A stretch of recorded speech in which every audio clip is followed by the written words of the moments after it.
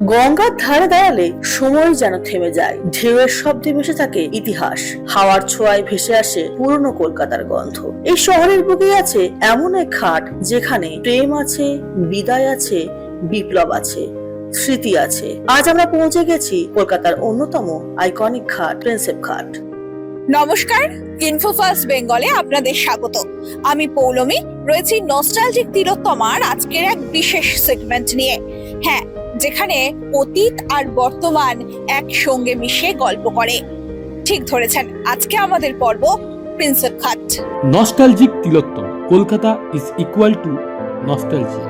1843 সালে ব্রিটিশ আমলে তৈরি হয় এই ঘাট। এর নামকরণ হয়েছিল ব্রিটিশ পণ্ডিত ও প্রাচ্যবিদ জেমস প্রিন্সেপের নামে। তিনি শুধু প্রশাসকই ছিলেন না, ভারতের প্রাচীন লিপি পাঠোদ্ধারের অন্যতম পথিকৃৎ।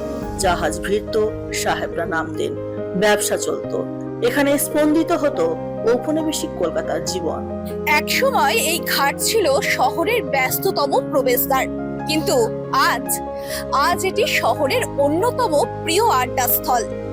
থেকেই বদলে যায় এই জায়গার রূপ। সূর্য ডুবতে থাকে, আকাশের রং বদলায়, গঙ্গার জলে পড়ে কমলা আলো।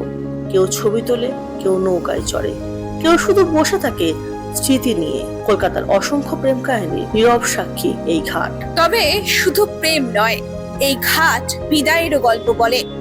অনেকেই এই ঘাট থেকে শহর ছেড়েছেন, আবার অনেকেই শহরে ফিরেছেন এই ঘাটে দাঁড়িয়েই।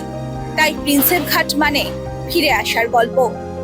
সময়ের সাথে বদলেছে অনেক কিছু।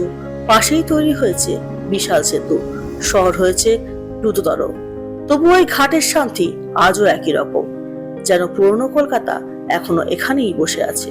যদি সত্যি কলকাতাকে অনুভব করতে চান, তাহলে শুধু ভিড় নয়, শুধু ট্রাফিক নয়, সন্ধে নামার আগে একবার এসে বসুন এখানে।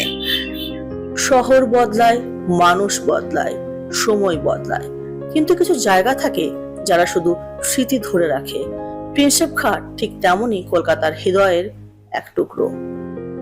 এই ছিল নস্টালজিক তিলোত্তমার আজকের প্রিন্সেপ ঘাট পর্ব। যদি ভালো লেগে থাকে তাহলে চ্যানেলটি লাইক করুন, শেয়ার করুন আর অবশ্যই সাবস্ক্রাইব করুন।